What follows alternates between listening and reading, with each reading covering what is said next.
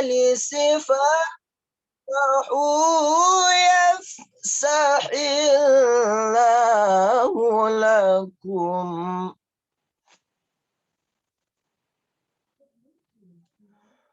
وَإِذَا قِيلَ انشُزُوا فانشُزُوا يَرْفَعِ اللَّهُ الَّذِينَ آمَنُوا مِنكُمْ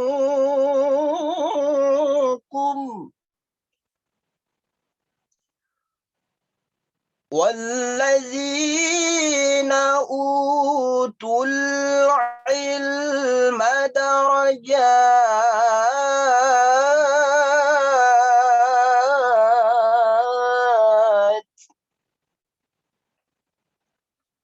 وَاللَّهُ بِمَا تَعْمَلُونَ خَبِيرٌ.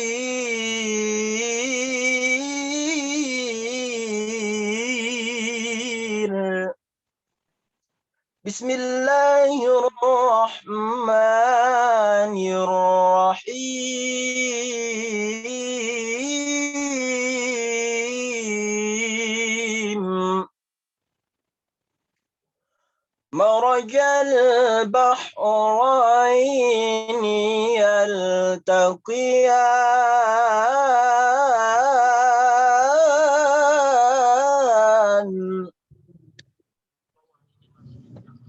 بينهما برزخ لا يبغيان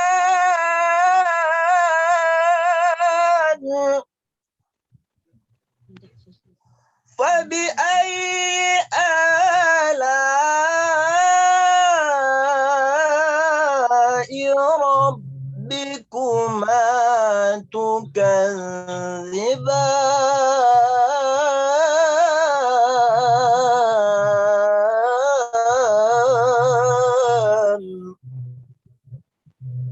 فبأي آلاء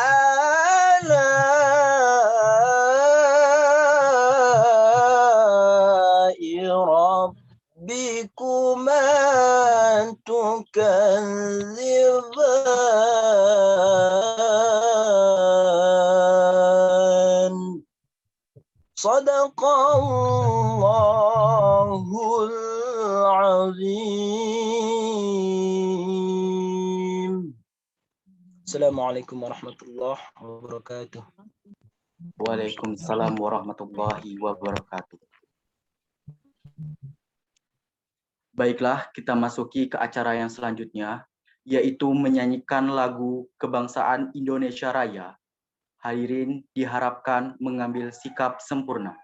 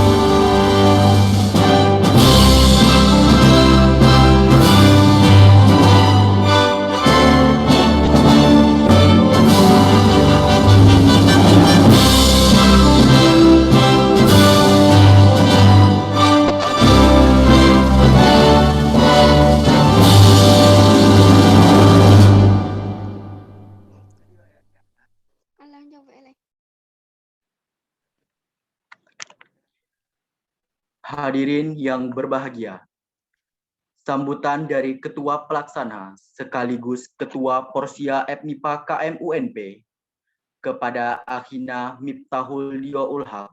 Untuk Ahi dipersilakan.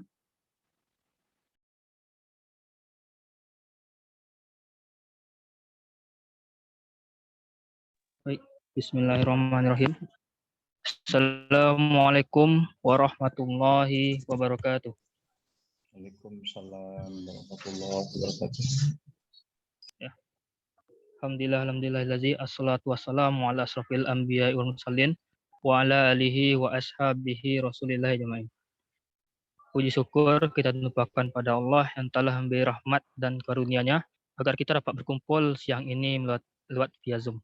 Salat berserta salam tak lupa pula kita sampaikan pada Nabi kita, Nabi Muhammad SAW yang telah membawa umatnya dari alam zahiliyah sampai alam yang berilmu pengetahuan hingga. Yang terhormat Pak Dekan, Pak Yulkifli, Dr. Yulkifli, MSI, beserta jajaran. Yang terhormat Bapak Pembina Porsia, dan juga yang terhormat dosen ADKP Porsia FIPA UNP, dan yang kami hormati pemateri seminar Al-Quran dan Sains pada siang hari ini.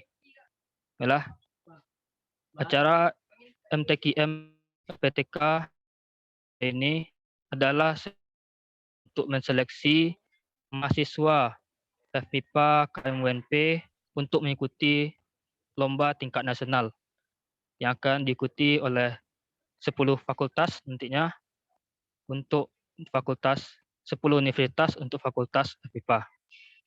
Nah, di sini lomba seleksi MTQM PTK FIPA UNP sebagai wadah agar mahasiswa dapat melatih diri dan juga mendapatkan pengalaman dalam perlombaan MTQ-nya. Dan juga ada acara yaitu acara seminar Sains dan Quran. Yang ini sebagai acara pendukung acara kita untuk MTQM LPTK ini. Semoga dengan berlangsungnya acara ini kita dapat mencetak kader-kader maupun mencetak mahasiswa yang mampu dalam mengikuti ataupun layak mengikuti lomba MTQM LPTK tingkat nasional nantinya. Mungkin hanya sekian kata sambutan dari Ana sebagai Ketua Porsia dan juga Ketua Pelaksana pada acara kali ini. Nah, akhiri wabillahi taufiq wa hidayah. Assalamualaikum warahmatullahi wabarakatuh. Waalaikumsalam warahmatullahi Waalaikumsalam warahmatullahi wabarakatuh. wabarakatuh. Sambutan dari pembina Porsia FMIPA KMUNP yang diwakili oleh Bapak Miftahul Khairi PhD. Untuk Bapak dipersilakan. Bismillahirrahmanirrahim. Assalamualaikum warahmatullahi wabarakatuh. Waalaikumsalam warahmatullahi wabarakatuh. Alhamdulillahirabbil alamin wassalatu wassalamu ala sayyidina Muhammadin wa ala alihi washabbihi ajmain.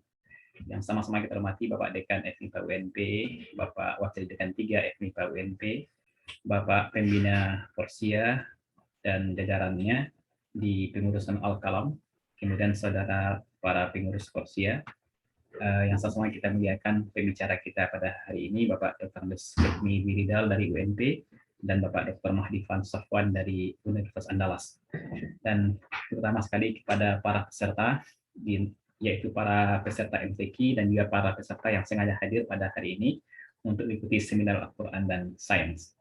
Alhamdulillah kita diberikan kesempatan oleh Allah untuk melaksanakan kegiatan ini yang merupakan agenda pendukung dan agenda tahap pertama untuk melaksanakan MTQ mahasiswa tingkat nasional, di mana kita merencanakan ini sebagai bagian dari seleksi sekaligus bagian dari mentes sistem kita karena sistem MTQ sekarang dalam keadaan daring. sehingga banyak hal yang mungkin bisa kita evaluasi setelah pelaksanaan kegiatan ini. Ucapan terima kasih kami kepada Bapak Dekan dan jajaran Bapak Yunus Al-Kalam dengan segala jajarannya, dan juga kepada adik-adik mahasiswa Forsia yang telah melaksanakan dan mengangkatkan dengan segala kegiatan teknis untuk bisa terlaksana kegiatan ini.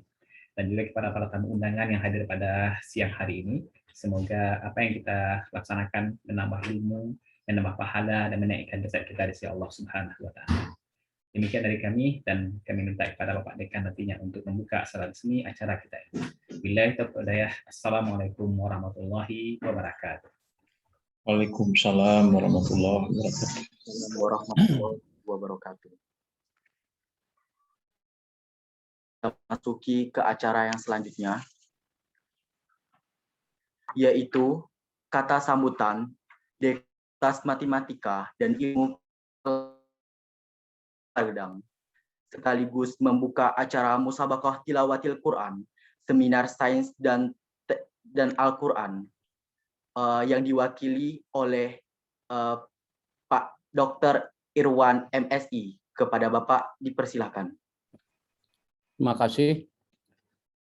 Jelas suara saya? Jelas, Pak. Oke. Alhamdulillah, jelas ya. Assalamualaikum warahmatullahi wabarakatuh. Waalaikumsalam warahmatullahi wabarakatuh. Yang saya hormati Bapak Pembina Forsia, FMIPA UNP, Bapak Miftah, ada juga Pak Ardi ini yang nggak hidup kameranya.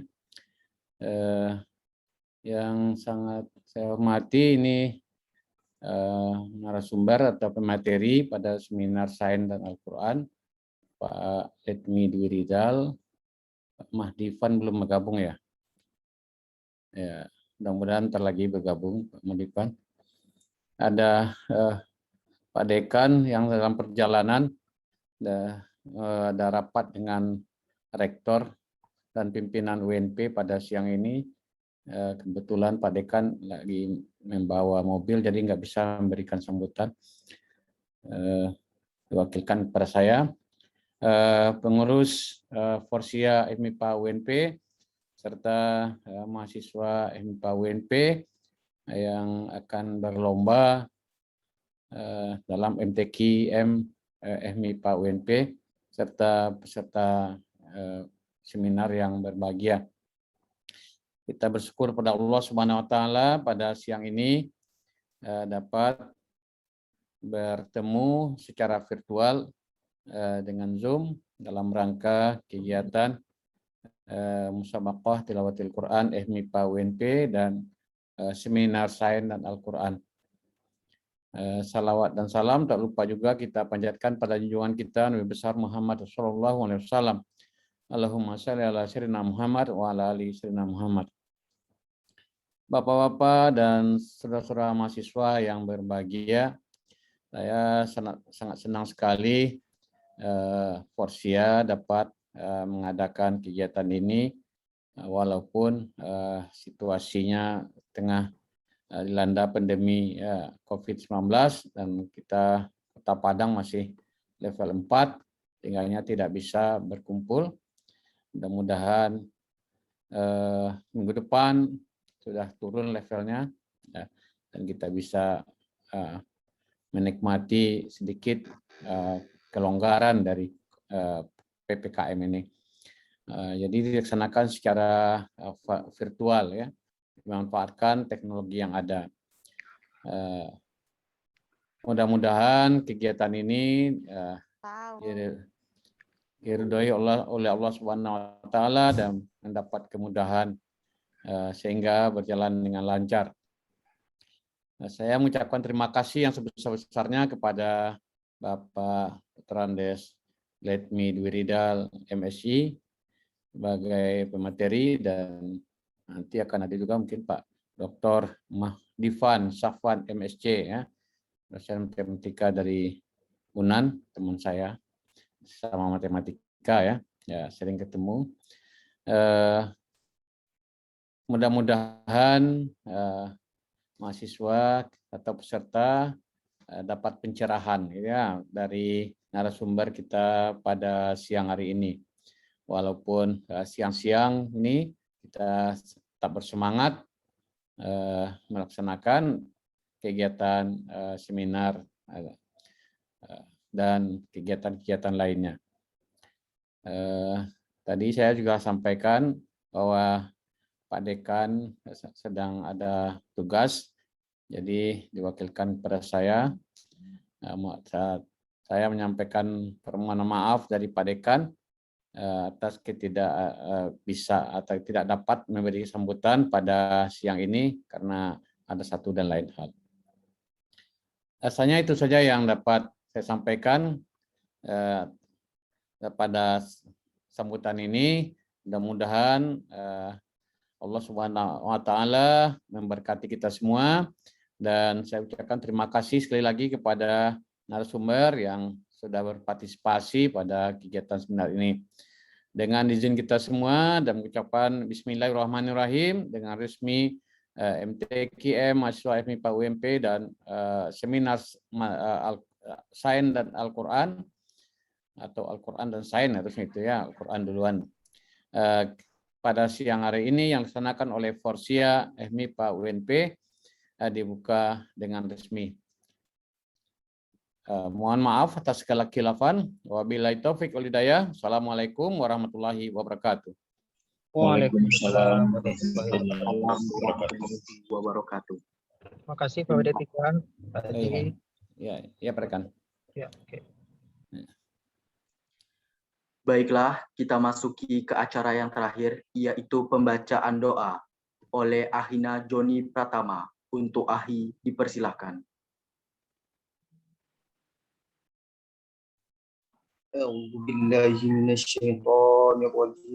Bismillahirrahmanirrahim. Alhamdulillahirabbil alamin, wassalatu wassalamu ala asyrafil anbiya'i wal mursalin wa ala alihi washabbihi rasulillah. Allahumma ighfir lil muslimina wal muslimat wal mu'minina wal mu'minat al ahya'i minhum wal amwat innaka ala kulli syai'in qadir. Rabbana inna sina aw akhtana Rabbana wa la tahmil alaina isran kama hamaltahu 'alal ladzina min qablina. Rabbana wa la tuhammilna ma la taqata lana bih wa'fu 'anna waghfir lana warhamna anta maulana fansurna 'alal qaumil kafirin. Allahumma salli ala sayyidina Muhammad. Allahumma salli ala sayyidina Muhammad. Allahumma salli ala sayyidina Muhammad. Bismillahirrahmanirrahim. Alhamdulillahi rabbil alamin. Ar-Rahmanir-Rahim. Maliki yaumiddin. Iyyaka na'budu wa iyyaka nasta'in. Ihdinas siratal mustaqim. Siratal an'amta 'alaihim ghairil maghdubi 'alaihim waladdallin. Rabbana atina fid dunya hasanah wa fil akhirati hasanah wa qina adzabannar. Subhanallah, subhana rabbika rabbil izzati amma yasifun. Wassalamu alal mursalin walhamdulillahi rabbil alamin.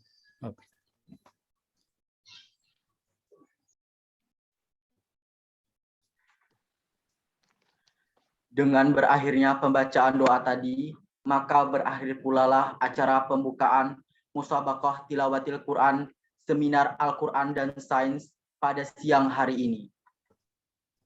Sebelum saya serahkan acara ini sepenuhnya kepada moderator kita, diharapkan kepada hadirin sekalian dapat menyaksikan dulu video profil Forsia FMIPA KMUNP. Untuk hadirin diharapkan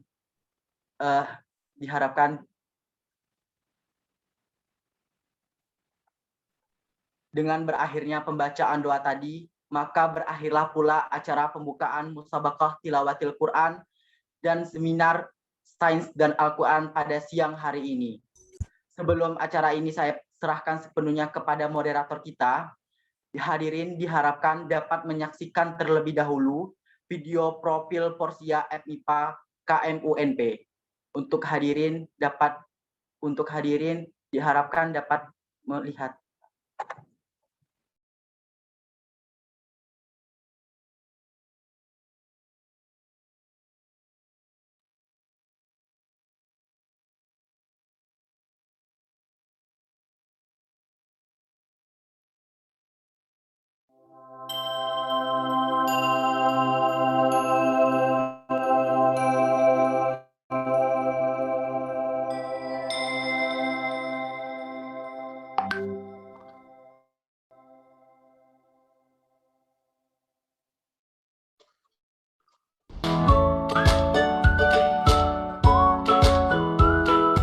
Usia adalah salah satu unit kegiatan mahasiswa di MIPA yang bergerak dalam bidang keislaman dan agama. Sudah berdiri belasan tahun, bahkan sebelum saya bergabung dengan UNP, Persia sudah ada. Sampai sekarang masih ada, alhamdulillah. Persia itu adalah salah satu wadah pengambilan diri mahasiswa yang tersedia di MIPA. Di MIPA ada badan studi, wadah untuk pengembangan diri, ada B, ada AIJ, istilah jurusan, kemudian ada Persia yang aktivitasnya nanti mengarah kepada kegiatan-kegiatan MIPA yang selama ini ibaratnya banyak masjid yang di sebuah kampung. Persia satu lembaga studi keislaman yang berbentuk di Fakultas MIPA UNP. Berawal dari adanya keinginan memadupadankan antara sains dan religius, karena sesungguhnya antara IPA dan agama itu sangat erat berkaitan. Dan ini mulai cikal bakalnya itu diawali dari adanya kegiatan salat berjamaah dari Kabor, jadi ruang sidang dimodifikasi sampai akhirnya dari florkan untuk semua dosen dibangunlah musola, dan jika musola itu itulah yang namanya Persia. Sangat bermanfaat sekali karena sesuai dengan visi MIPA dan UNP untuk menjadi kampus yang religius, maka tugas-tugas untuk membentuk mahasiswa yang religius banyak dilakukan oleh Persia selama ini. Justru mereka yang paling di depan untuk melakukan ini, dan kampus tentu merasa terbantu sekali dengan keberadaan Persia. Jadi Persia dapat mewadahi dan mengembangkan potensi diri mahasiswa yang mengarah kepada kebaikan diri mahasiswanya dalam kerjasama dalam organisasi. Karena IPA itu tidaklah terlepas daripada mempelajari alam, sementara alam itu sendiri jelas adalah diciptakan oleh Allah dalam keyakinan kita sebagai seorang beragama. Maka keberadaan Persia itu akan memantapkan atau memberikan rasa lebih yakinnya mahasiswa yang belajar IPA tentang kekuasaan dari Allah SWT itu. Kenapa? Karena kalau kita lihat selama ini persoalan belajar IPA dan sains dan agama itu sebagai sesuatu yang dipisah. Padahal dalam Islam itu sesuatu yang padu, tidak bisa dipisahkan itu antara ilmu pengetahuan dan agama itu. Bahkan ciri orang pintar ya, dalam Al-Quran, karena intelektual dalam Al-Quran itu adalah orang yang mampu memadukan antara aspek fikir dan aspek zikirnya. Oleh karena itu, di ruangan-ruangan kuliah mungkin para mahasiswa mengolah fikir dengan belajar matematika, fisika, kimia, biologi, dan tambah sekarang IPA secara umum. Sementara di forum studi Islam Al-Kalam, insya Allah mereka akan menambah aspek zikir, sehingga antara aspek fikir dan zikir itu menjadi satu kesatuan yang utuh.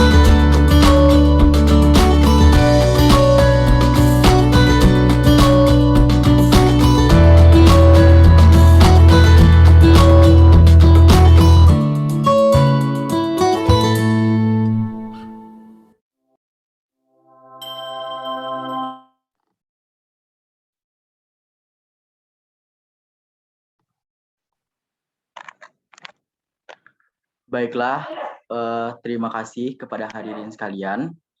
Selanjutnya, acara ini Ana serahkan sepenuhnya kepada moderator kita, yaitu Ahina Ahmad Mazratul Ulum. Ana sebagai MC pembuka, mohon maaf yang sebesar-besarnya jika ada kata-kata atau perbuatan Ana yang kurang berkenan, baik sengaja maupun tidak sengaja. Ana akhiri, Assalamualaikum warahmatullahi wabarakatuh. Waalaikumsalam warahmatullahi wabarakatuh. Assalamualaikum warahmatullahi wabarakatuh.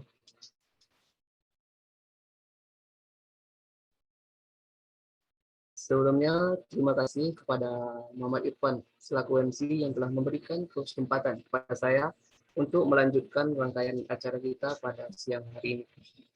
Baik, acara selanjutnya yaitu penyampaian materi yang akan dibawakan oleh Bapak Dr. Andos Letni di Ridal MSI.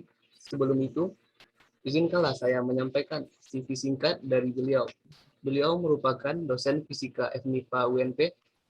Pendidikan terakhir beliau yaitu Magister Fisika di Universitas Gadjah Mada, Yogyakarta tahun 1998. Pengalaman beliau, pengalaman astrofisika di Institut Teknologi Bandung tahun 2003 dan di Astrofisika Universitas Sains Malaysia tahun 2011. Beliau pernah menjabat sebagai Kepala Laboratorium Geofisika UNP 2000 sampai 2008 dan beliau juga pernah menjabat sebagai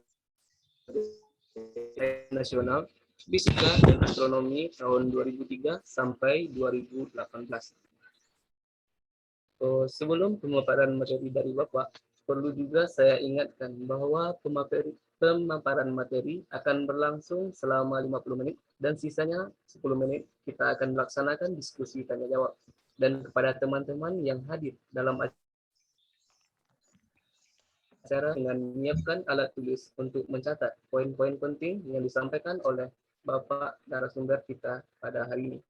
Dan sekarang penyampaian materi oleh Bapak Dr. Andos Letni di Ridal MSI dengan tema Hikmah Fisika dan Al-Quran kepada Bapak disilakan. Bismillahirrahmanirrahim.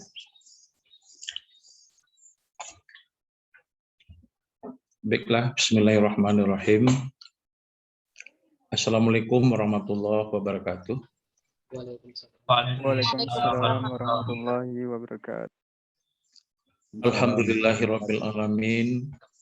Alhamdulillahirabbil alamin wassalatu wassalamu ala asyrafil anbiya wal mursalin sayyidina Muhammadin wa ala alihi wa ashabihi ajmain. Asyhadu an la ilaha illallah wa asyhadu anna Muhammadar Rasulullah.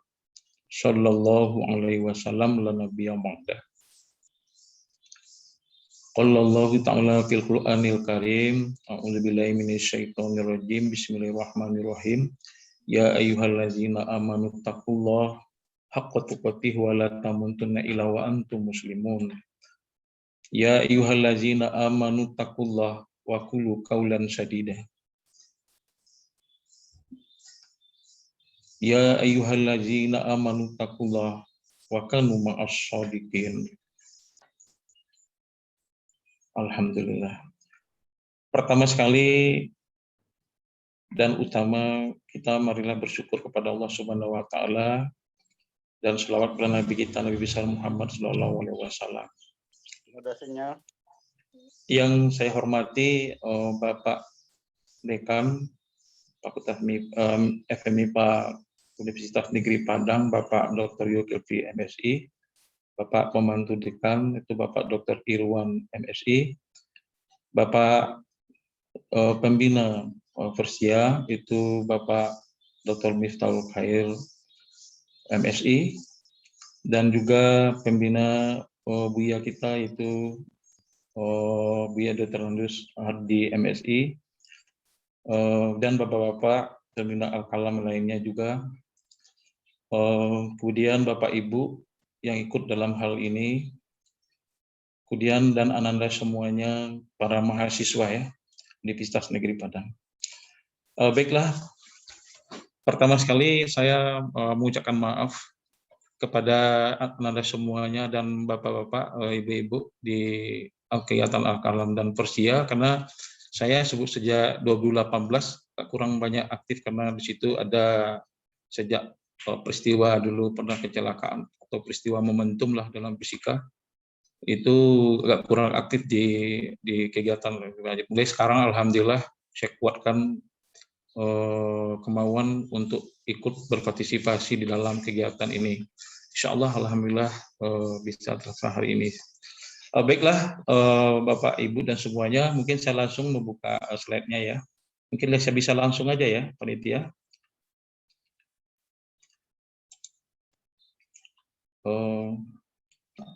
Ya bisa Pak, silakan Pak. Yang saya aja, yang di saya aja enggak apa-apa. Ini saja. Ya bisa Pak. Ini yang di ya.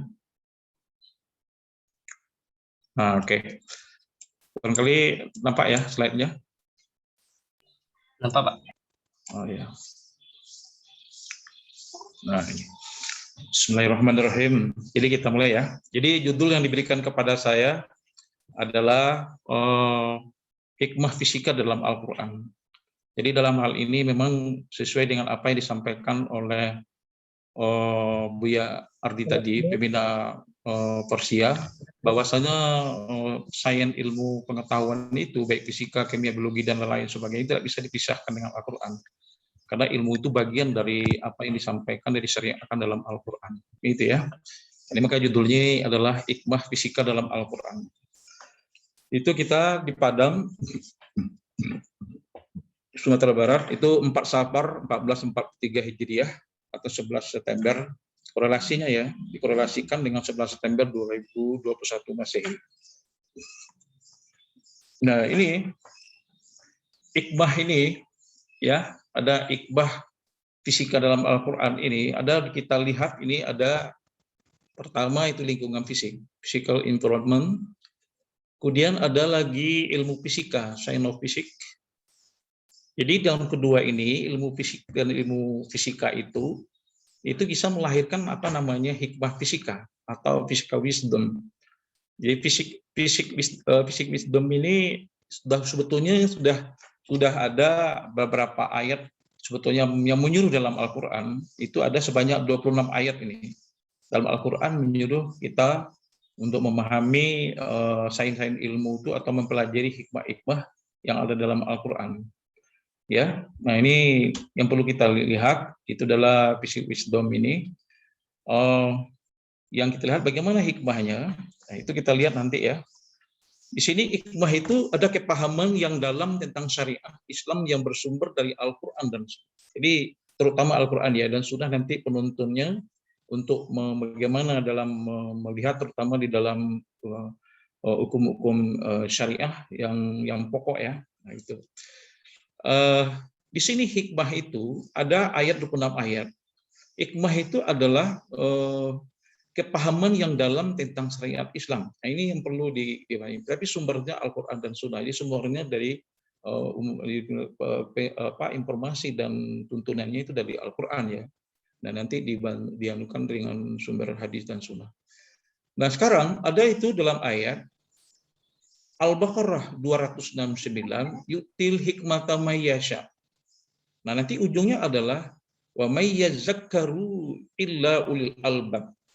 Di sana kalau kita diberikan mempelajari hikmah, itu ujungnya ulil albab. Ulil albab itu dalam kategori tertafsir ulama tidak cukup dengan manusia berakal. Jadi kategori ulil albab itu adalah manusia yang berakal sehat.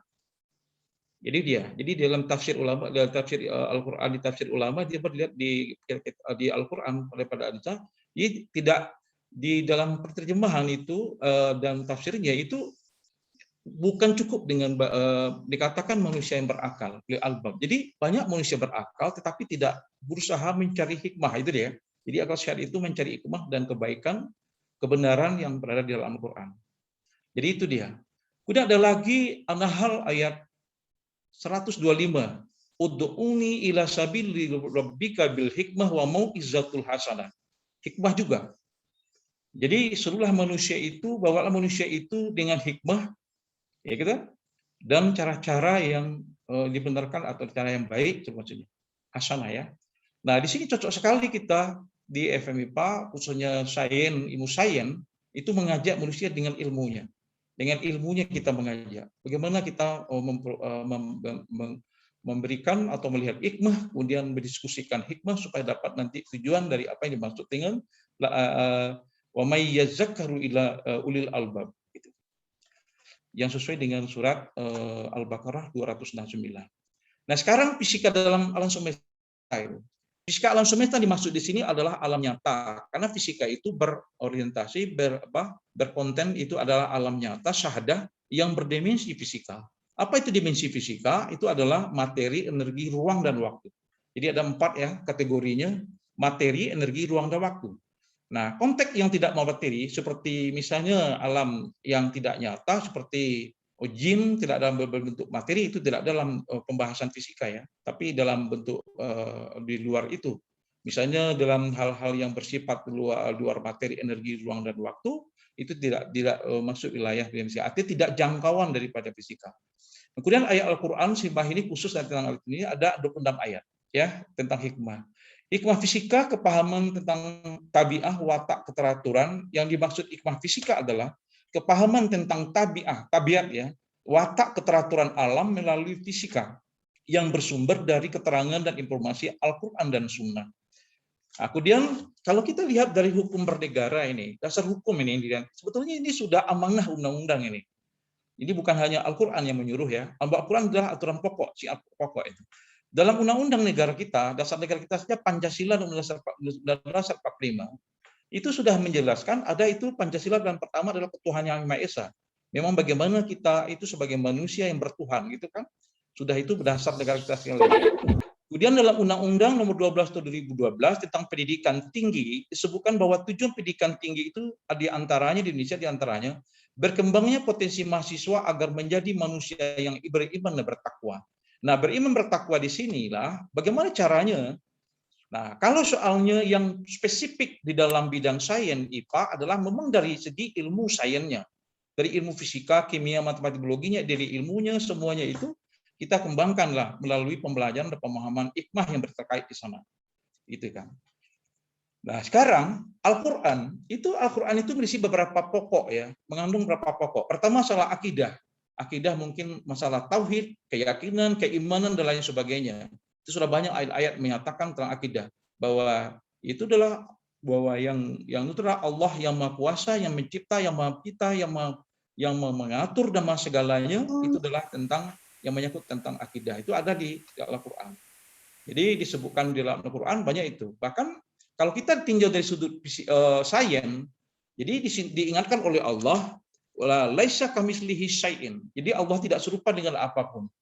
Jadi tidak sesuatu yang baru, tidak ada yang serupa. Jadi kalau ada yang bertanya di mana itu Allah, nah berarti dia sudah menyalahi daripada keterangan Al-Qur'an. Yang kedua, kalau ditanya di mana Allah, kalau di mana berarti dia materi. Materi itulah menempati ruang dan waktu. Sedangkan materi ruang waktu itu adanya setelah Big Bang. Jadi kalau bisa pertanyaan itu, kalau pertanyaan di manakah ada Tuhan, itu berarti itu yang ditanyakan adalah alam. Ya, makanya kita kadang-kadang salah-salah kaprah kita. Jadi maka perlu ilmu akidah. Jangan salah-salah nanti bisa menjadikan kita menjadi bahkan sesat dan mungkin menyesatkan dalam berpikir. Karena Allah telah memberikan dalam keterangan dalam Al-Qur'an allazina yu'minuna bil ghaib, sudah diingatkan itu. Kan itu kan dalam surah Al-Baqarah. Jadi memang sesuai dengan tutur Al-Qur'an, jangan melenceng. Ini mentang-mentang kita belajar sains ditanya pula, ya Allah di mana? Gimana begini? Bagaimana caranya? Itu tuh Abu Lahab ya. Ya itu Abu Lahab, Abu Jahal itu ya. Karena Abu Jahal mungkin tidak memenuhi karena dikeyakin imannya tidak itu. Nah, sekurang ibadah juga ada kandungan di dalamnya, petunjuk di dalam Al-Qur'an, ibadah juga banyak, masalah haji, sholat dan sebagainya. Kemudian memalah hubungan di antara manusia.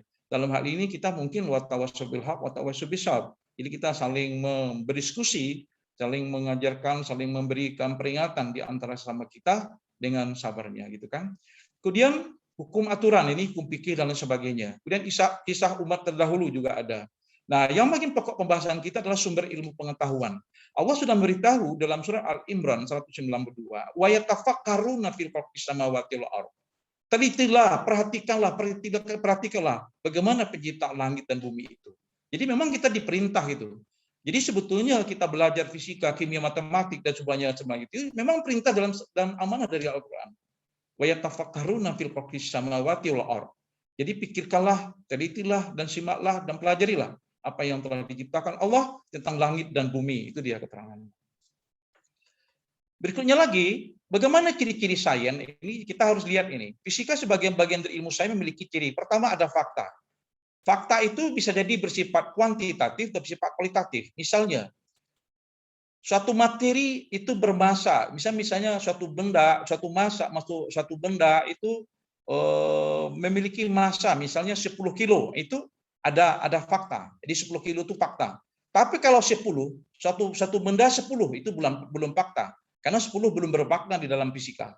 Mesti ada fakta. Jadi kalau 10 kilo berarti sudah fakta. 10 detik sudah ada fakta. 10 joules 10 joules sudah merupakan fakta. Nah, jadi semuanya itu berupa fakta. Ada yang bersifat kualitatif, misalnya masanya makin lama makin membesar, atau waktunya makin lama makin pendek, dan lain sebagainya. Bisa jadi itu adalah berupa fakta yang bersifat kualitatif. Yang kedua adalah universal. Jadi keberlakuannya itu umum. Jadi bersama itu dimanapun di alam pun semacam di bumi manapun di alam gini ketentuan itu masih berlaku gitu kan. Hal-hal seperti itu masih umum berlaku dan sama. Yang ketiga adalah logis gitu. Logis ini berbicara antara dua, ada induktif dan ada deduktif. Jadi deduktif dan induktif. Ini bicara tentang deduktif dan ini jadi logis ini. Logis ini bermain di eksperimen dan cara berpikir di alam logika ini, di alam pemikiran nih logika intinya. Jadi logis ini di alam pemikiran. Kalau universal ini di semua tempat dan posisi, ruang dan waktu. Sedangkan fakta ini berdasarkan konteks berdiri pada dimensi fisika. Yang berikut empiris. Empiris itu fakta dan berdimensi. Jadi faktanya berdimensi antara kaitan suatu ketentuan dengan nilai. Contoh saja apa? Misalnya gaya gravitasi yang dialami suatu benda itu sebanding dengan massa benda perkalian antara dua massanya dan berbanding terbalik dengan jarak di antara keduanya. Itu berupa rumus empiris. Jadi atau percepatan yang dialami suatu benda sebanding dengan gaya yang dan searah dengan gaya yang bekerja atau gaya total yang bekerja dan berbanding terbalik dengan massa. Itu sudah merupakan empiris. Faktanya nanti bisa dilihat. Dan berubah satu hubungan yang empiris. Tapi kalau dikatakan sama dengan itu namanya persamaan empiris. Tapi kalau sebanding itu namanya ketentuan formulasi empiris. Nah, objektif artinya sesuai dengan fakta yang sebenarnya. Ketentuan yang ada sebagaimana apa adanya itu sesuai dengan ketentuan kriteria yang kelima adalah objektif. Yang berikut adalah sistematis. Memenuhi kriteria, sistematis bagaimana? Apa datanya, bagaimana hubungannya, bagaimana korelasinya, apa dimensi dan satuannya, bagaimana perilaku dan fenomenanya, ketentuan yang menyangkut hukum, apa, kemudian teorinya apa, azas dan postulatnya apa. Itu menyangkut, itu namanya sistematis. Didapat ditentukan dengan sistematis. Sebetulnya, di dalam fisika adalah ilmu yang sistematis, tetapi agama Islam lebih sistematis lagi. Karena sumbernya sudah jelas ada. Satu, Al-Quran. Yang kedua, di bawahnya adalah hadis dan sunnah Rasul. Yang ketiga adalah istihad para ulama. Nanti sudah ada berikutnya lagi. Sesuai dengan hikmah, wa yatafakkaruna fil khalqis samawati wal ardh tadi, maka kita jabarkan semuanya imtihan bil hikmah sesuai dengan ilmu kita, mungkin ilmu sains. Jadi lebih sistematis lagi. Sebetulnya sistematis dalam ilmu sains ini adalah bagian dari keterangan sistematis dalam beragama. Itu maksud. Jadi sistematis dalam ilmu sains adalah sistematik ada keterangan hukum, ada di bawahnya azas atau postulat, ada lagi di bawahnya ada lagi teori dan lain sebagainya. Oke ya. Nah, sekarang di dalam suatu memahami fisika alam semesta itu ada kita mengamati, jadi melihat, memikirkan, merenungkan. Jadi memikirkan dan merenungkan itu adalah tafakur dan tadabbur. Itu dalam agama dihilangkan. Berpikir dan merenung. Kemudian mengukur. Apa itu mengukur? Itu sesuatu dengan membandingkan dengan suatu ukuran yang standar. Nah, itu istilahnya mengukur ya. Kemudian mendimensikan, sudah jelas satuan dan ukuran-ukuran persamaannya. Apa dimensi? Apakah termasuk dimensi ruang, atau termasuk dimensi waktu, termasuk dimensi energi, dimensi dan lain sebagainya. Yang materi dan lainnya. Kemudian mengempiriskan, melihat hubungan di antara lainnya. Nah, yang lain lagi, ini adalah dimensi fisika di alam semesta. Itu ada materi, energi, ruang, dan waktu. Nah, kita lihat aja materi. Sudah jelas ini materi, tetapi di dalam keterangan kalau di dalam fisika ini materi yang berkoneksi massa. Nah, kadang-kadang kita melihat massa itu adalah mengatakan jumlah materi, bukan ya? Massa bukan menunjukkan jumlah materi, tetapi massa adalah ketentuan sifat kelembaman dari suatu materi. Makanya kalau bicara massa nanti koneksinya pada gaya. Ya, berisik pada gaya. Tetapi kalau jumlah kandungan materi biasa diukuran pada mol. Ya, mol yang sama dan umumnya jumlah molekul yang sama. 6,02 kali 10 pangkat 23 molekul gitu kan. Tetapi kemudian ada lagi energi. Nah, energi ini konteks energi lain lagi dimensinya, pengembang daripada materi. Juga Allah sudah memberitahu juga itu bagaimana energi, informasi dalam Al-Quran sudah ada itu. Bisultan itu kekuatan namanya energi. Ya maksal jini wal insan ini tata'tum antan fuzu min aqtaris samawati wal ard fanfuzu.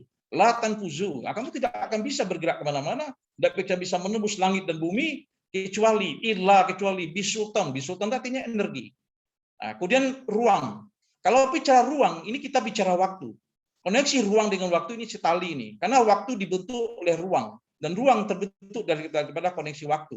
Jadi kalau waktu ini terkait dengan ruang. Contoh saja, ini surat, kalau kita lihat surat As-Sajdah ayat 5, Allah mengatakan yudabbiru amra minasyama'i.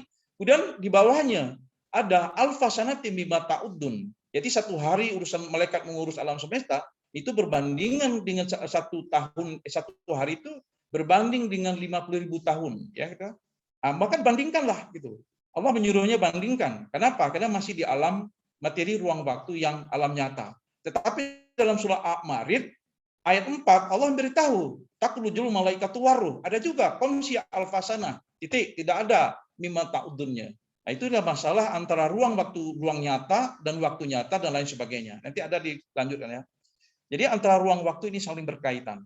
Nah, sekarang ada bagaimana fisika, dimensi fisika ada standarisasi, kemudian keteraturan hukum fisika azas dan teori, kemudian instrumen. Instrumen itu ada berupa kalau alat ukur itu misalnya yang berupa meter-meter. Misalnya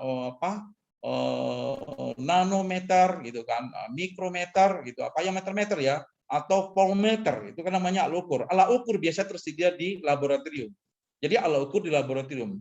Yang biasanya kemudian alat observasi untuk melihat apa? Misalnya yang ada mengobservasi, digunakan untuk mengobservasi. Seperti apa? Nah, itu caranya adalah teleskop, mikroskop dan lain sebagainya. Itu berada di observatorium. Jadi sebetulnya kalau kita lihat mikroskop harusnya di observatorium, bukan di laboratorium ya, karena mikroskop adalah alat untuk mengobservasi. Nah, kecuali ada ya mikroskop yang mengamati dalam sistem digital, mungkin dia mengukur langsung. Yang kedua adalah alat matematik. Alat matematika itu maka tidak masuk dalam kelompok sains, dia masuk alat bantu. Jadi alat bantu dalam ilmu sains. Karena apa? Karena matematik tidak memenuhi kriteria yang 6 tadi. Ya, ada kriterianya apa? Tidak fakta. Contohnya A itu apa? Suatu bilangan A tambah B sama misalnya 1 tambah 1 sama dengan 2. 1 itu apa? Tidak ada. Jadi tidak faktual. Jadi jelas ya, di alam bermain di alam logika, pemikirannya, tapi logis. Memenuhi kriteria sains yang ketiga. Yang ketiga itu adalah logis. Logis, universal, memenuhi, tapi tidak faktual, tidak empiris gitu kira-kira. Jadi ada beberapa sebagian dipenuhi, makanya kelompok matematik dimasukkan ke dalam kelompok non sains, tapi alat bantu di dalam kelompok sains. Itu dia. Contohnya apa? Vektor, probability. Jadi vektor, probabilitas gitu ya, statistik dan lain sebagainya. Terutama dalam bidang kuantum itu disebut lagi probability. Jadi misalnya hukum-hukum statistik ya, hukum-hukum peluang jadi namanya. Makanya di situ diantaranya adalah citeru antara Einstein dengan Niels Bohr yang terjadi tahun 1950-an, itu kriteria adalah tentang menggunakan alat ini. Karena Einstein bertahan dengan hukum sebab akibat dengan dalam fisika berlaku hukum sebab akibat, ternyata di Niels Bohr menawarkan suatu hukum matematik bernamanya adalah peluang, probabilitas. Walaupun Einstein dinyatakan kalah, tapi Einstein tidak menerima. Tidak mungkin Tuhan itu memendadu katanya. Alam semesta diciptakan bukan dalam teori-teori konteks ilmu peluang. Itu katanya. Tapi Einstein mengalah. Akhirnya ya Niels Bohr yang berkembang sekarang seperti teori kuantum ya. Nah sekarang kita lihat lagi bagiannya. Apa hikmahnya contohnya? Hukum Newton 1 contohnya. Pada hal yang klasik misalnya. Jadi ada ketentuan. Ada yang klasik, ada yang modern, ada relatif, ada yang kuantum dan lain sebagainya. Perkembangan berikut itu. Dari Newton, Lagrange Hamilton, kemudian lagi Schrödinger, itu Planck dan lain sebagainya, sampai ke Niels Bohr dan lain sebagainya, terus ke atas sampai ke kuantum, ya, lain sebagainya. Dan kemudian Dan pernyataan ketidakpastian juga ada di sini dalam teori selanjutnya adalah katakan Heisenberg, di mana ketentuan posisi dan momentum tidak pasti. Itulah teori ketidakpastian Heisenberg, yaitu dalam teori selanjutnya. Tetapi kita lihat yang ketentuan yang lebih bersifat ketentuan hukum, ya, yang lebih kuat hukumnya, karena berikutnya banyak bersifat teori. Nah, contoh hukum Newton 1, Newton. Ini contoh saja. Ini kalau ada Newton sekarang ikut Zoom ini, kecuali Newton kan tidak ada lagi ya, tidak bisa ikut Zoom. Kalau andai kan Newton ikut Zoom, maka saya pertama yang bertanya, Newton, kenapa dalam hukum 1 kamu itu menyatakan bahwa benda yang bergerak dengan kecepatan tetap atau kecepatan konstan akan tetap bergerak dengan kecepatan konstan? Padahal untuk bergerak itu butuh gaya. Kan gitu kan? Benda yang bergerak dengan kecepatan konstan akan tetap bergerak dengan kecepatan konstan apabila tidak ada gaya luar yang berpengaruh kepadanya. Pertanyaan, kalau gaya luar akan merubah kecepatannya. Sementara kenapa dia tetap bergerak seperti kecepatan konstan, sedangkan untuk bergerak dia butuh gaya. Kan kontroversi jadinya. Mungkin Newton bilang begini, itulah kelemahan saya yang tidak tahu saya kira-kira betul gitu kira ya. Makanya hukum saya yang pertama saya buat seperti itu. Karena ketidaktahuan saya, makanya benda yang bergerak dengan kecepatan konstan akan tetap gerak kecepatan saja, dan apabila tidak ada gaya luar yang pengaruh terhadapnya. Begitu dia tentang ketentuan hukum 1, kira-kira acuan hikmahnya. Jadi Newton itu mungkin sebelum membuat hukum ini bermenung dulu nih melihat kenapa terjadi siang malam yang relatif konstan. Terjadi siang malam yang rutin terus, kenapa dia bagi efek rotasi bumi, contoh efek rotasi bumi sampai hari ini, tak satu pun ilmuwan yang bisa menjawab kenapa bumi ini berotasi dengan relatif konstan. Tak satu pun ilmu yang bisa menjawab. Jawabannya adalah satu-satu di dalam Al-Quran. Alam tara annallaha yasjudu lahu man fis samawati wal ard was-samsi wal qamari wan nujumu wajibalu wasajaru wadawabu katsiran minan nas. Jadi semua tidak kamu perhatikan bahwa semua yang ada di langit dan bumi itu tunduk kepadaku, kata Allah, termasuk ini dia ardi. Tunduk, berputar dia. Tak satu pun sampai sekarang ilmu apapun, ilmuwan manapun tidak bisa menjawab kenapa bumi ini berotasi dengan relatif konstan. Adapun ilmu korelasi antara hukum gravitasi Gmm per R kuadrat dengan MP kuadrat gerak melingkar, itu adalah gerakan orbit. Itu korelasi hubungan antara gerak orbit bumi terhadap matahari, itu orbit, tapi bukan hukum rotasi. Jadi sampai sekarang tidak ada terjawab. Disitulah batasan ilmu hikmahnya, bahwa walaupun hukum Newton statusnya adalah hukum di dalam fisika, artinya hukum tertinggi dalam ilmu sains fisika, tetapi di situ nampak kelemahannya bahwa ilmuwan pun tidak bisa menjawab lagi kenapa benda yang suatu gerak dengan konstan itu kan tetap bergerak dengan konstan. Nah, itu hikmah ya, hikmah yang pertama. Berikutnya lagi, luas besar alam semesta. Jadi ini alam semesta ini apa? Ini macam-macam nih. Ada lebih dari 10 miliar tahun. Ada sekitar isinya ya, isinya kira-kira berisi alam semesta ini ya, lebih dari 10 miliar tahun. Triliun bintang, bukan di tahun ya, 10 miliar triliun. Nah, jadi ini kebimbangan dari para ahli ini. Sudah miliar triliun pula ya. Jadi sudah lebih lagi. Sudah lebih, kemudian ada angka 10, ada miliar, ada triliunan bintang. Jadi sini sebetulnya adalah keraguan-raguan daripada ilmuwan menyatakan berapa isi alam semesta. Nah, sekitar berapa galaksinya? Tetap ada sekitar. Sekitar berapa diameternya? Ada lagi sekitar. Berartinya sampai saat ini kesimpulannya adalah sampai saat ini tidak ada pun satu ilmuwan pun apapun yang bisa menjawab berapa besar luas alam semesta dan berapa isinya alam semesta. Itu tidak terjawab sampai sekarang. Nah, jadi ya siapa yang menjawab? Itulah innallaha ya'lamu ghaibas samawati wal ard.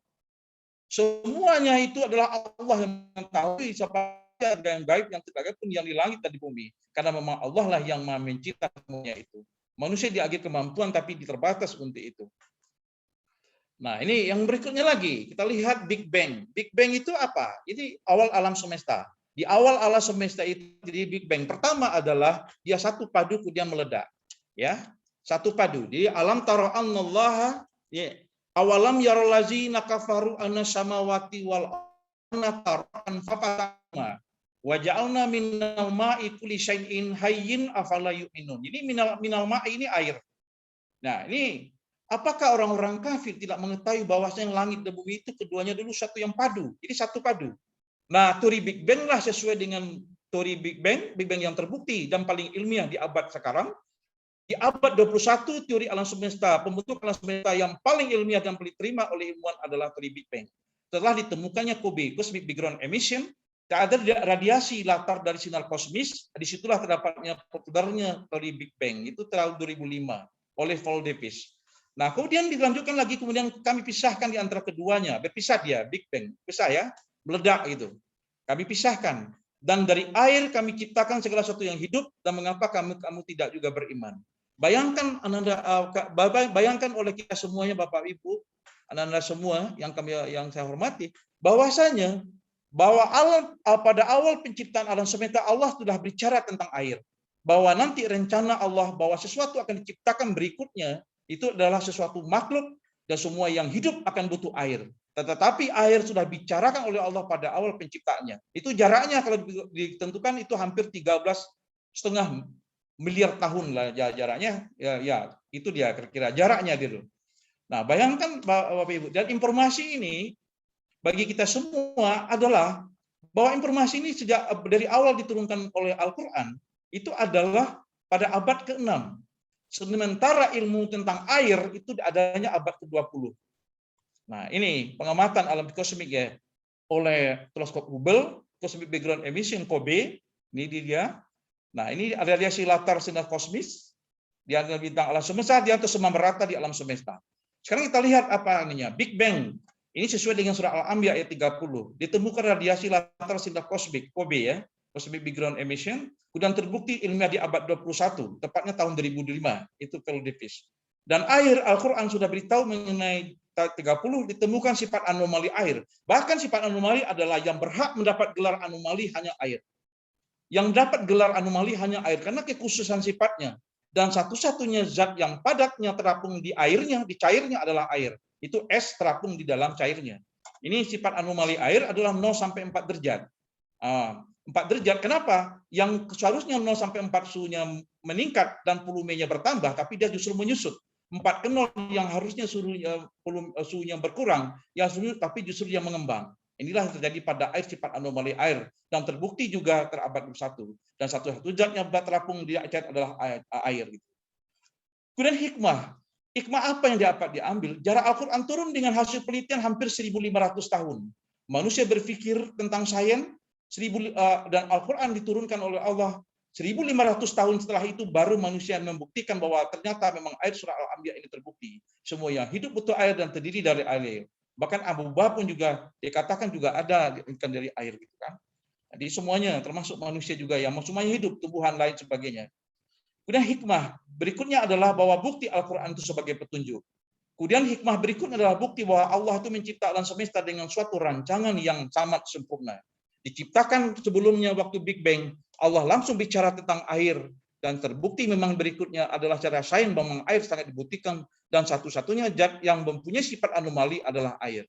Dan semua yang hidup terdiri pada air.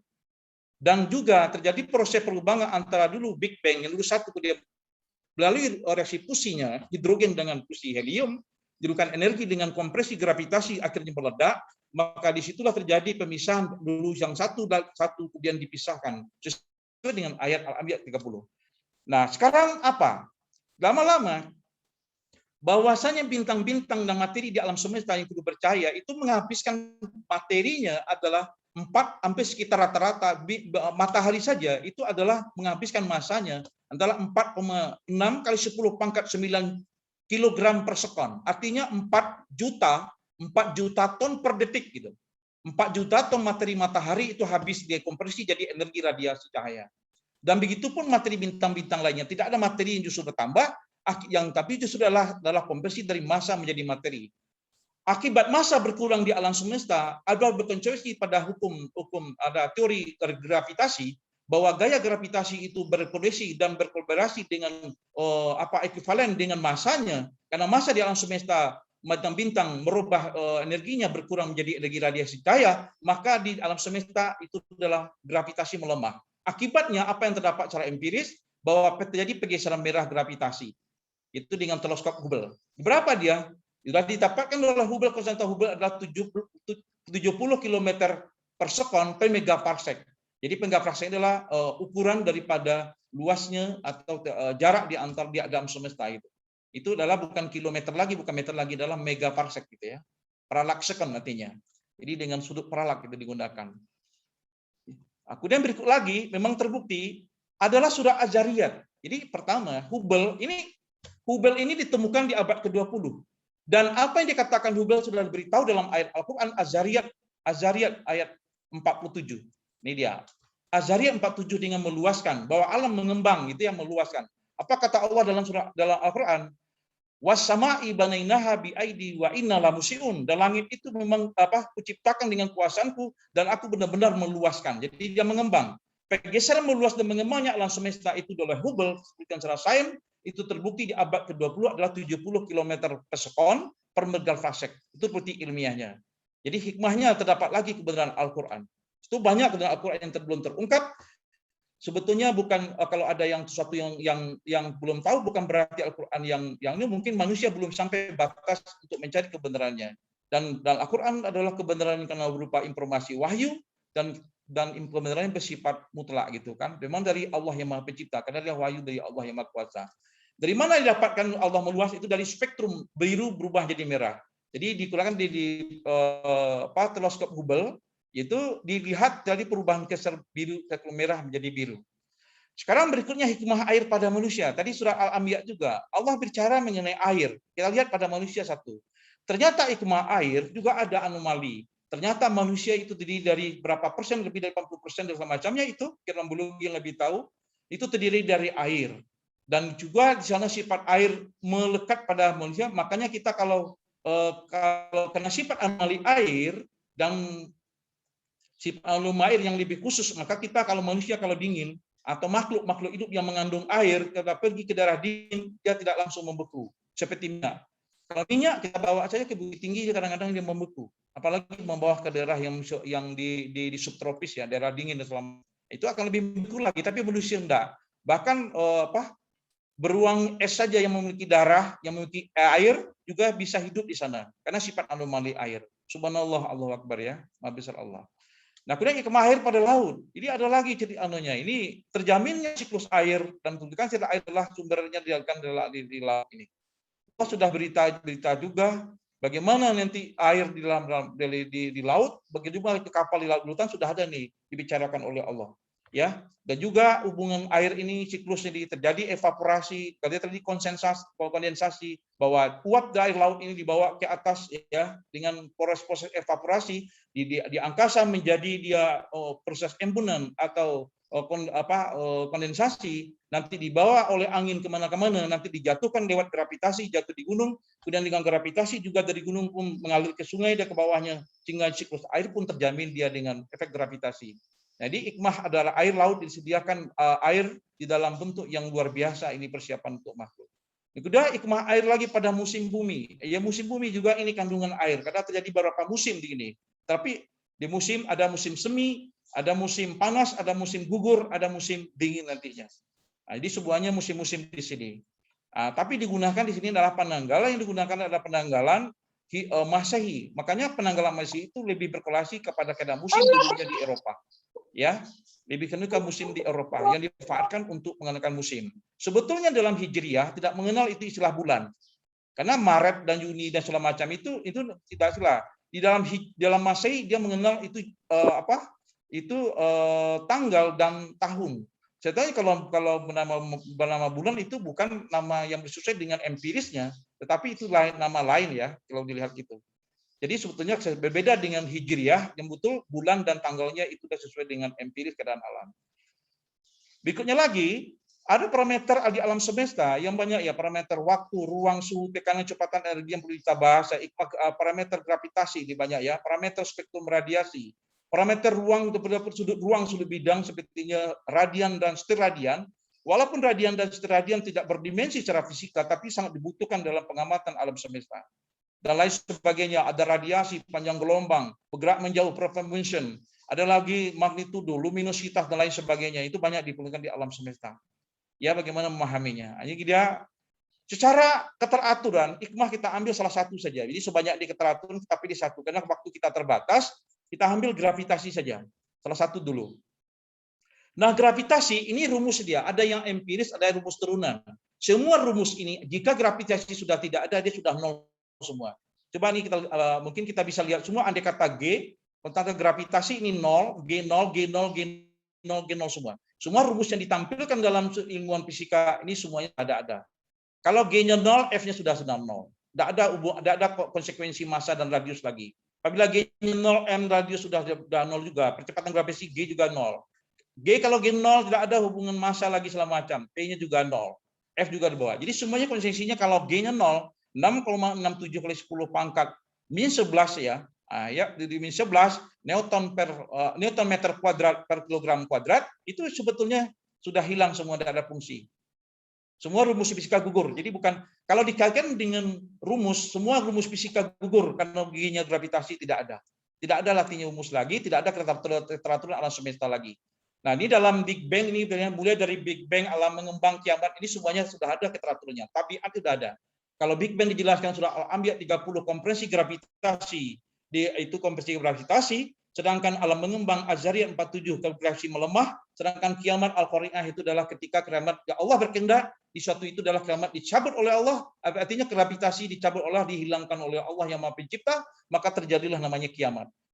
Semuanya berterbangan, semuanya jatuh dan segala macamnya, dan lain sebagainya. Tidak ada berterbangan, bintang-bintang kita manusia di bumi ini berterbangan, bahkan dan surat Al-Waqiah itu adalah manusia wa nujumu qadarat.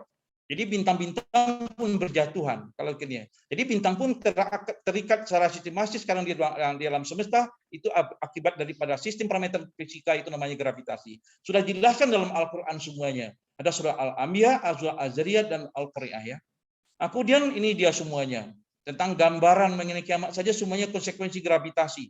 Ada Al-Muzammil ayat 14, Al-Qari'ah 1:2-1-5 dan lain sebagainya. Az-Zalzalah 1:2 misalnya bumi mengeluarkan isinya. Itu juga konsekuensi gravitasi. Karena tekanan magma itu ditekan menggunakan gaya ke atas, sedang gravitasi ditariknya ke bawah lagi dan lain sebagainya ya. Sampai ini Insyiqaq ayat 34 dan Waqiah 46. Semuanya konsekuensi tentang gravitasi. Kemudian tentang gravitasi juga, Allah memang sudah menciptakan gravitasi itu perlu satu gaya dan berupa satu gaya, suatu yang berupa perlu energi untuk melawan satu konteks gravitasi ini. Maka Allah beritahukan dalam surat Ar-Rahman 33. Ya maksaral jini wan insan ini istata'tum an tanfuzu min aqtaris samawati wal arda fanfuzu la tanfuzu illa bisultan. Kekuatan ini. Kekuatan apa? Ya manusia, jin dan manusia. Jadi jangankan jin manusia, tak bisa kecuali dengan kekuatan. Nah, ini kekuatan yang harus dilawannya ini. Ada kekuatan ya, ada kekuatan yang dilawannya. Jadi perlu energi untuk ini ya. Untuk begininya. Jin saja yang diciptakan dari nor api itu juga tidak bisa menembus semuanya lagi seperti malaikat menembus. Itu dalam hikmah dalam surah Ar-Rahman. Tapi kalau kita ambil kepada manusia, begitulah manusia Allah menciptakan bahwa sesuatu itu ada teratur dan tabiatnya. Kemudian ini rumus tadi, ini ketentuan yang diukur di secara instrumen fisika. Ternyata gravitasi itu beda-beda di semua tempat, tergantung lintangnya. Jadi macam-macam ya. Nah, sekarang untuk kepentingan pendidikan kita menggunakan 9,8 diambil rata-ratanya. Padahal pada kenyataannya gravitasi itu berbeda-beda di semua tempat. Tergantung tingginya dan lain sebagainya ya. Tingginya, posisinya, lintangnya, pasang surutnya, ya koreksi dan lain sebagainya, koreksi bugelnya dan lain sebagainya. Nah, ini juga bagaimana pengembangan semesta. Ya, ini waktu masih ya, alhamdulillah masih. Kemudian ada hikmah lagi. Contohnya saja, Allah bicarakan surat Luqman ayat 31. Allah bicara itu dalam Al-Qur'an. Ya, alam tara annal fulqa tajri bil bahri min nikmatillah. Tidakkah kamu perhatikan bagaimana kapal itu berlayar di lautan dengan nikmatku kata Allah? Mungkin secara fisika hikmah kita. Nikmat apa? Nikmat Allah yang mana yang dimaksud oleh Allah di sini? Apakah nikmat kecantikan?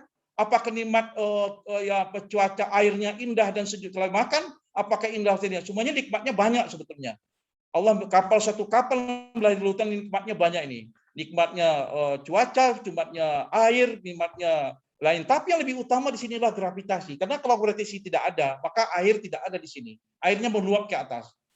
Yang kedua nikmat utama adalah gravitasi. Karena gravitasi itu maka kapal tidak bisa dia bertengger di atas air. Nah, ini dibuktikan oleh persamaan Archimedes. Ini persamaan Archimedes ini gaya terapung, benda terapung ini ya, ada dua gaya, gaya berat dan gaya apung. Nah, maka Archimedes ini sebetulnya Archimedes ini yang dibuktikan di abad ke-15, abad ke-16, 17 itu adalah ada gerak dan gaya apung, di mana mg sama dengan massa benda kali percepatan gravitasi kali rapat massa volume dengan ini volume dari benda sejenis kecepatan gravitasi. Artinya lagi di sini rumus tidak ada, bahkan kapal pun juga tidak berlayar. Tidak ada kapal berlayar di sana. Jadi fil bahri min ni'matillah. Jadi berlayar itu dengan nikmat Allah. Jadi memang tidak ada lagi. Nah, hukum ini juga terbukti di abad ke-16 dan 17 ini. Hukum ini dibuktikan setelah adanya populasi gaya dan percepatan gravitasi. Nah, cuma yang dimasalah adalah kalau kita lihat runtun waktu antara adanya Archimedes dengan adanya gaya formulasi gaya di abad ke-17 ya 17-18 karena Newton itu abad 17 ya. Nah, 17-18 itu dikatakan di dalam teori sains sebetulnya Archimedes berada 5 abad sebelum Masehi. Ini kronisnya. Kalau memang Archimedes ada 5 abad sebelum Masehi, tetapi pembuktiannya justru di abad ke-17-18 ada sekitar 22 abad. Nah, ini lucu sekali ya. Ini yang agak kurang terima kita. Nah, makanya dalam filosofis itu berkembangnya filosofis itu kalau kembangnya orang berkembang di abad 15 setelah temunya Immanuel Kant ya. Padahal yang sebelum ada filosofis itu sebetulnya hikmah di dalam Al-Qur'an bicara cara hikmah. Tetapi oleh kelompok orang-orang yang ada di Eropa itu ditampilkan oleh itu adalah filosofis sebagai pengganti daripada hikmah. Nah, itu yang kita anukan. Padahal hikmah itu kan filosofi artinya artinya cinta, sofia artinya kebijaksanaan, cinta kebijaksanaan. Padahal hikmah juga sebetulnya kebaikan dan kebijaksanaan ke arah yang benar dan baik, benar itu kan. Jadi sebetulnya ud'uni ila sabili rabbika bil hikmah itu sebetulnya hikmah yang dituangkan dalam Al-Qur'an pada abad ke-6 dan ke-7. Tapi sebetulnya berkembanglah filsafat setelah itu, filsafat sains setelah itu menggunakan. Jadi sebetulnya informasi dalam Al-Qur'an tapi merealisasikannya dalam alam nyata, misalnya dalam ilmu adalah justru di abad ke-15 ke atas itu. Nah, ini yang jadi masalah. Terbukti bahwa kalau G0 adalah 0 semua, tidak ada arti semua lagi. Berikutnya lagi ini dia. Kalau G-nya 0 apa? Bintang-bintang berjatuhan, benda langit berhenti mengorbit. Karena memang orbit itu adalah pengaruh gravitasi. Bumi berguncang menjadi kosong karena tidak ada lagi gravitasi bumi dalam kondisinya. Kemudian manusia berterbang, tidak ada ikatan manusia lagi kepada gravitasi bumi. Air laut meluap karena tidak ada air lagi yang ditarik oleh gravitasi. Gravitasi juga tidak ada. Rumus fisika juga tidak berlaku. Matahari terbit di barat. Nah, ini konsekuensinya. Berikutnya lagi, ada konsekuensi ke arah sistem yang luar biasa kepada masalah ibadah. Gravitasi yang hubungannya dengan masalah orbit garis edar itu dengan gravitasi terbentuk garis edar orbit yang cukup teratur, dengan cukup teratur bisa menentukan waktu. Itulah tahun, waktu, bulan. Dan dari itu juga ada air. Dibicara Allah mengenai air, dan air manusia juga terdiri dari air, dan air juga teraturnya bisa melaksanakan ibadah itu sholat. Dengan sholat juga perlu bersuci dan berwudu juga menggunakan air. Nah, gravitasi juga mengatur konsekuensi siklus air. Nah, jadi gravitasi mengatur siklus alam semesta, misalnya benda tata surya untuk menentukan waktu dan keteraturan lain sebagainya, sedangkan gravitasi juga mengatur air untuk manusia dan menentukan ibadah dalam sholat, dan juga menimbulkan hikmah dalam ibadah. Dengan gravitasi itu ada. Dilihat di sana bahwa air bisa untuk bersuci dan berwudu, dengan gravitasi bisa menentukan dengan orbit yang teratur menentukan awal waktu sholat. Dengan gravitasi juga kita bisa menentukan bahwa ada pengaruh pada posisi sholat, berdiri, duduk, dan sujud. Ketika gravitasi maka Allah mengatakan kita gerak-gerak itu adalah berdiri, kerja jantung biasa karena pengaruh gravitasi, maka ada klep jantung. Ketika kita sujud, rukuk ada lagi pengaruh gravitasi yang agak ringan. Kemudian kita duduk agak lebih ringan dan sujud disitulah gravitasi yang lebih kecil. Dan ada evolusinya kepada ibadah ya. Jadi semuanya ada pengaruh pada masalah gravitasi. Jadi keteraturan begitu hebatnya Allah, begitu luar biasanya Allah, begitu maha sempurnanya Allah merancang alam semesta dengan hikmah-hikmah secara sains yang terlihat secara sains, luar biasanya keteraturan alam semesta yang diciptakan oleh Allah yang Maha Kuasa. Nah, ini dia contohnya. Nah, ini terbukti dalam surah Al-Qur'an juga terbukti. Mungkin dulu menjadi tanda tanya ini. Mungkin sekarang ini terbukti. bahwa surat Al-Taubah ayat 33 ya, ini ada juga At-Takwir ayat 9 kalau tidak salah. Jadi dia wallazi arsala rasulahu bil huda wa dinil haq liyuzhirahu 'ala dini kulli walau karihal musyrikun. Ini ya surat At-Taubah ayat 2 yang biasa dibaca oleh khotib di waktu Jumat ini biasanya. Ini dia Allah yang telah mengutus rasulnya Muhammad dengan membawa petunjuk adalah Al-Qur'an, petunjuk. Termasuk di sini spesifiknya adalah petunjuk tentang ilmu mengenai fisika, tentang ilmu mengenai gravitasi, tentang ilmu mengenai air, tentang ilmu mengenai waktu dan sebagainya. Dan sini dia Allah mengutus agama yang benar, agama yang diridhai Allah. Inna dina indallahi Islam, itu agama Islam tentang ibadahnya terkait juga peraturan yang telah diciptakannya. Disinilah kebenaran adanya surat At-Taubah ayat 33 dengan hikmah-hikmahnya. Nah inilah di luar yang teratur Allah mengatakan sesuatu yang tidak teratur itu adalah berupa mukjizat yang diberikan kepada Rasulullah Muhammad Shallallahu Alaihi Wasallam, Rasul Allah yang terakhir, bahwa di situ adalah Allah memberikan mukjizat. Itu keistimewaan luar biasa diberikan Allah SWT kepada Rasulullah. Itu yang apa itu mukjizat? Sesuatu tak dijangkau oleh akal dan dijangkau oleh ilmu pengetahuan. Jadi semuanya itulah Isra Mi'raj ya. Dengan dari Isra Mi'raj dari Masjidil Haram, Masjidil Aqsa, kemudian ke Sidratul Muntaha. Cuman kalau kita lihat di sini, memang sudah benar ini ayatnya. Kalau melihat ayat saja kita sudah benar. Allah sudah mulai surah Isra ayat 1 dengan kata-kata sifat kebesaran Allah. Subhanallazi. Maha suci aku, kata Allah itu kira-kira. Maha suci aku perjalankan hambaku Rasulullah Muhammad. Itu kira-kira ya. Kalau Allah sudah bicara dengan kekuasaannya, jangankan memperjalankan sesuatu yang jauh, menciptakan itu saja Allah, itu ya. Jadi logikanya memang benar ini Rasulullah diberi mukjizat oleh Allah dengan konteks secara sains itu membenarkan bahwa terjadi itu Isra Mi'raj. Kenapa? Karena Allah itu bicara dengan hikmah kebesarannya. Jadi subhanallazi asra bi abdihi. Jadi dengan maha besar Allah berarti benar. Nah, ada dulu di zaman Rasulullah pertentangan dengan apa? Abu Lahab, Abu Jahal menentang itu karena Abu Lahab, Abu Jahal menyamakan dirinya itu dengan kebesaran Allah dengan kebesarannya, dianggapnya kemampuan Allah dengan kemampuannya, bahwa dia agak susah berjalan dari Masjidil Haram ke Masjidil Aqsa. Kalau berjalan saja itu butuh waktu yang luar biasa.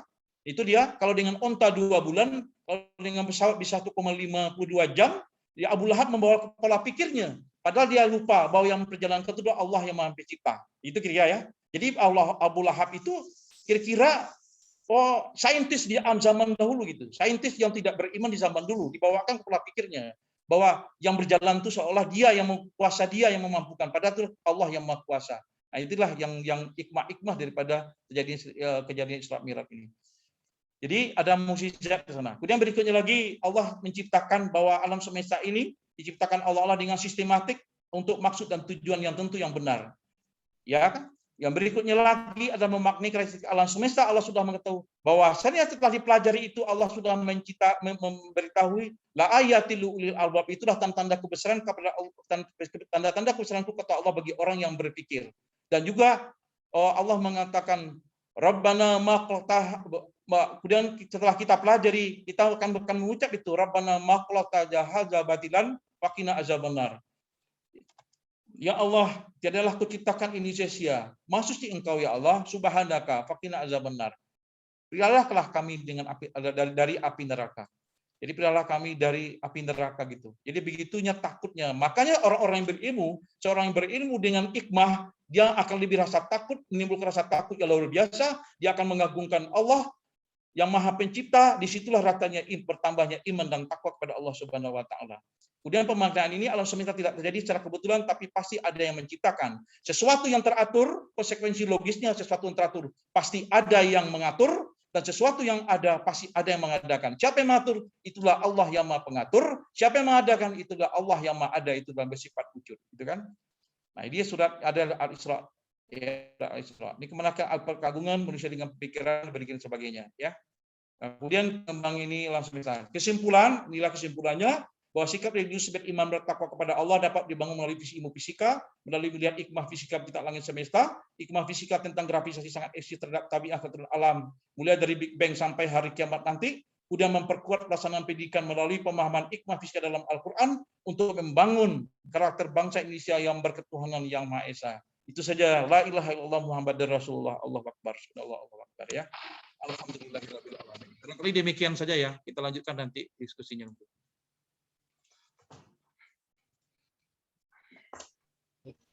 Terima kasih kepada Bapak yang telah menyampaikan materi. Semoga bermanfaat dan menjadi keberkahan bagi kita semua. Amin. Nah, sekarang